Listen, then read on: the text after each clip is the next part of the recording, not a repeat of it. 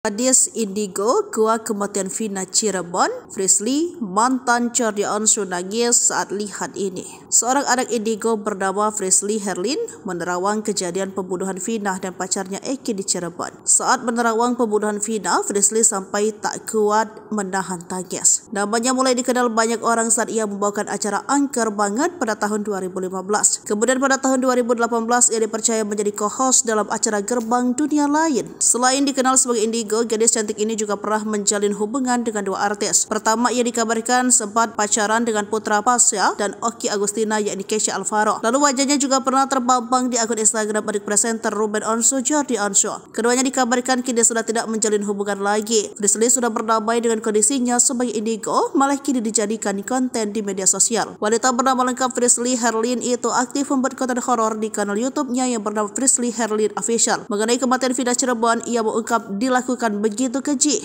Diketahui Vina dan Eki dibunuh geng motor 2016 Agustus silam sambil memejamkan mata. Frisly menjelaskan anggota geng motor awalnya tidak berencana membunuh Vina, tapi karena ada pacarnya yang menolong dan Vina terlanjur buka mata, para pelaku refleks menganiaya Vina hingga tiada. Air mata Frisly tampak menetes selama menerawang kronologi kematian Vina.